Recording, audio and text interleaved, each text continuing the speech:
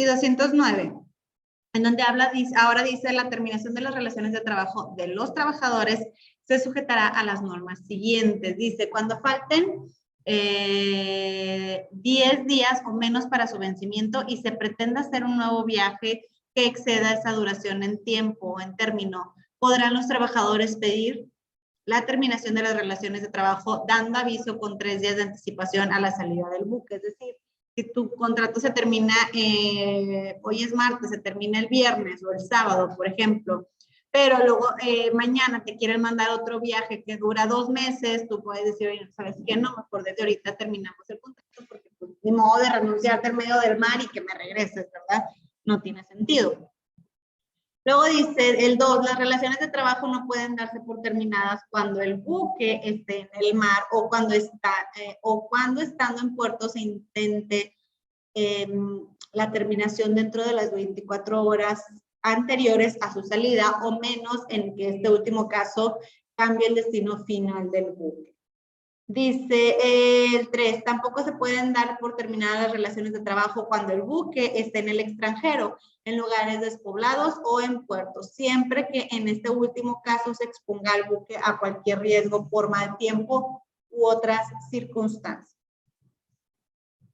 4, dice, cuando las relaciones de trabajo sean por tiempo indeterminado, el trabajador deberá dar aviso al armador, naviero o flotador con 72 horas de anticipación, que vienen siendo los 3 días, chicos. Cuando tú tengas un contrato indeterminado, que no haya una fecha de conclusión o no haya una fecha de término, tú puedes renunciar en cualquier momento y te van a pedir como mínimo que sea 72 horas antes para que puedan buscar a alguien para reemplazarte, ¿ok? Normalmente en las empresas, chicos, ¿con cuántos días avisamos cuando ya no queremos trabajar en algún lugar? Una semana antes. Ya no voy, dice.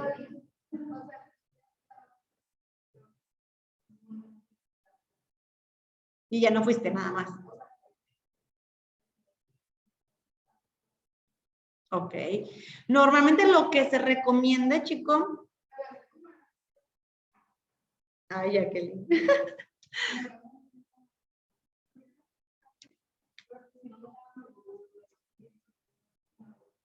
Ok, no te tenían formal en ese caso. Ok.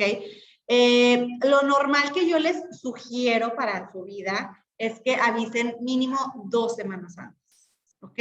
Porque es más o menos el tiempo que se lleva en contratar a una nueva persona, ¿no? Eso en el supuesto de que sea fácil la contratación. O a lo mejor en una semana alcanzas a buscar a la nueva persona y en la siguiente semana tú le entregues o capacites a la otra persona que se va a quedar en tu lugar. Eso, digamos, es salir de una empresa en súper buenos términos, ¿no? Decir, ¿sabes qué? Ya no quiero estar aquí. Consigue a alguien, te lo capacito, le enseño, le paso lo que yo hice o le enseño cómo tengo yo distribuido aquí en el correo o en la computadora. Y eso es hacerlo, digamos, de la mejor manera. Sí, Jacqueline, sí se avisa. Luego, bueno, en este caso dice que por lo menos 72 horas, ¿no? Cuando el buque se pierda por apresamiento o siniestro, se darán por terminadas las relaciones de trabajo, quedando obligado el armador, naviero o fletador a repartir a los trabajadores y a cubierto el importe de los salarios hasta su restitución al puerto de destino o al que se haya señalado en el contrato y el de las demás prestaciones a que tuviese derecho. Los trabajadores y el patrón podrán convenir en que se proporcione a aquellos un trabajo de la misma categoría en otro buque del patrón. Si no se llega a un convenio, tendrán derecho los trabajadores a que se les indemnice de conformidad con lo dispuesto en el artículo 433. El cambio de nacionalidad de un buque mexicano es causa de terminación de las relaciones de trabajo. El armador, naviero o fletador queda obligado a repatriar a los trabajadores y a cubrir el importe de los salarios y prestaciones a que se refiere el párrafo primero de la fracción anterior. Los trabajadores y el patrón podrán convenir en que éste proporcione a aquellos un trabajo de la misma categoría en otro buque del patrón, y si no llega a haber un convenio, tendrán derecho a los trabajadores a que se les indemnice de conformidad a lo dispuesto el artículo 50. Chicos, hace como 10 años, sí, como 10 años, se hundió un barco cerca, creo que de Florida, no me acuerdo, que fue un barco que inicialmente topó con el arrecife y luego se empezó a ladear, a ladear, a ladear. De hecho, fue un barco muy sonado porque el capitán del barco se fue y dejó a todos allá adentro, ¿no? O sea, como que él dijo, patitas para que quiero, ya sacaron un bote y yo ya me voy, ¿no? Entonces, con el paso de las horas de rescate y demás, el barco como que se fue resbalando y sí, en lo posterior terminó hundido. Y de hecho, hace poquito vi un documental que dicen que el barco sigue ahí todavía. Se hicieron maniobras de rescate de combustible porque se hundió con todo el combustible que traía el barco, ¿no? Tambos y tambos de combustible, ¿no? Y dicen que en un principio que los primeros 5 o 6 años batallaron mucho para limpiar esa zona de mar, porque sí se regó combustible, como quieran, ¿no? Entonces, y estaban diciendo que la problemática de que el barco estuviera ahí es que otros barcos no se pueden acercar porque como que les da miedo a chocar con él por abajo, ¿no? Entonces, pues están ahí con una problemática que no lo han sacado, que porque el patrón dice que, o sea, el dueño del barco dice que no le corresponde, el otro dice que no sé qué, o sea, como que no fue un...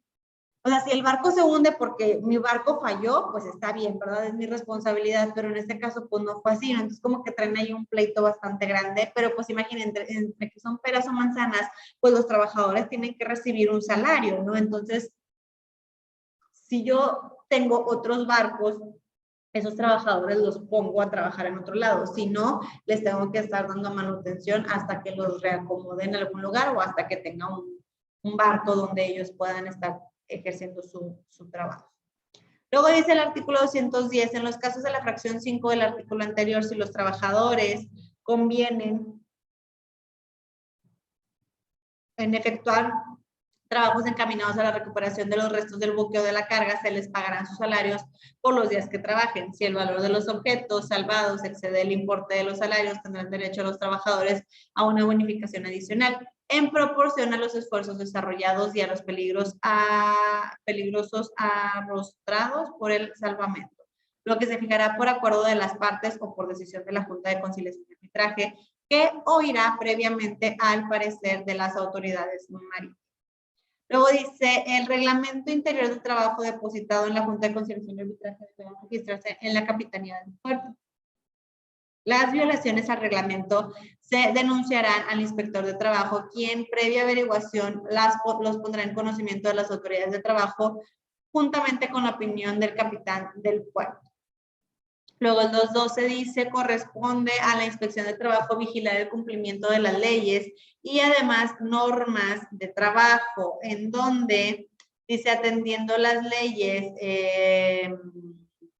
y disposiciones sobre comunicaciones por agua cuando los buques estén en puerto. El 213 dice, en el tráfico interior o fluvial regirán las disposiciones de este capítulo con las modalidades siguientes. Dice, si la descarga dura más de 24 horas en el punto en el que termina la relación de trabajo, se considera concluida esta al expirar ese plazo, contado desde el momento en que fonde o atraque el buque. El 2 dice, la alimentación de los trabajadores por cuenta de los patrones es obligatoria, aun cuando no se estipulen los contratos. Si a bordo se proporcionan a los pasajeros y en todo caso cuando se trate de buques que navegan por 6 horas o más, o que navegando menos de este tiempo suspendan la navegación en lugares despoblados en que se les sea imposible a los trabajadores proveerse de alimentos.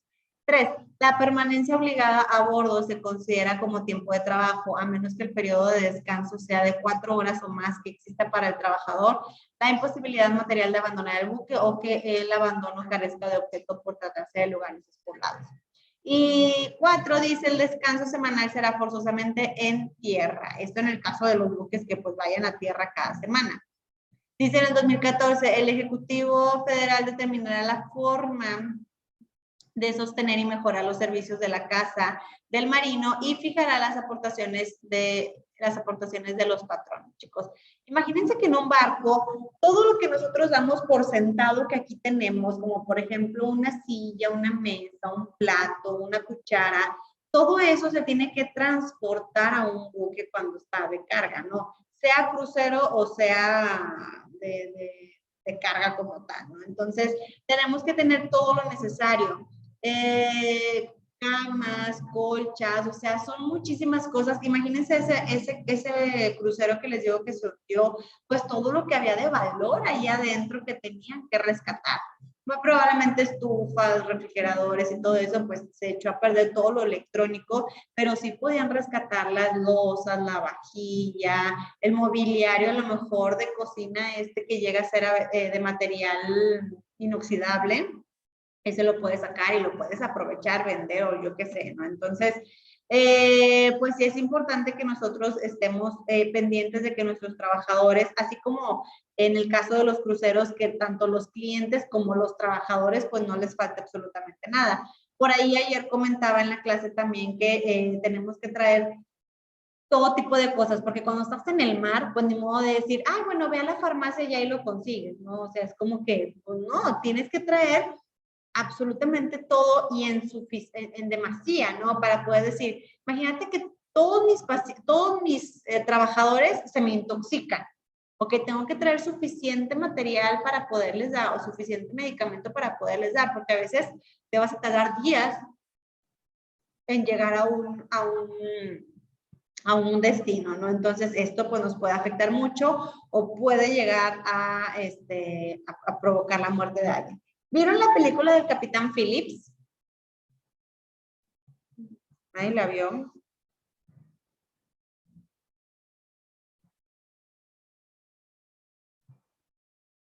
Sale Tom Hanks.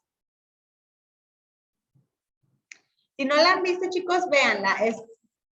No voy a decir que es de mis películas favoritas, pero es una película que me gusta mucho porque descubres cosas que a lo mejor no teníamos ni siquiera registradas que podían suceder, ¿no?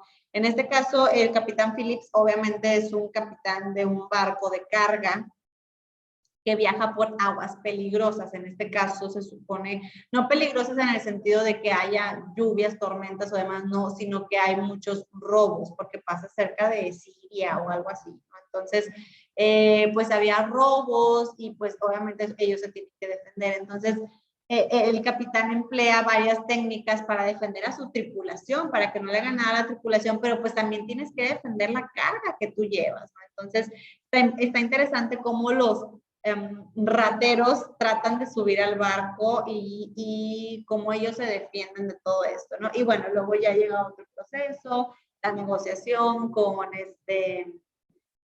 ¿cómo se dice? Cuando son terroristas, pudiéramos ser, porque al momento del que el barco puede navegar por muchos lados, pero el barco sigue siendo propiedad de, por ejemplo, Estados Unidos, ¿no? Entonces, el barco es propiedad de ellos y cualquier persona que se suba sin permiso y sin autorización, pues prácticamente es un terrorista dentro de un lugar que no es permitido.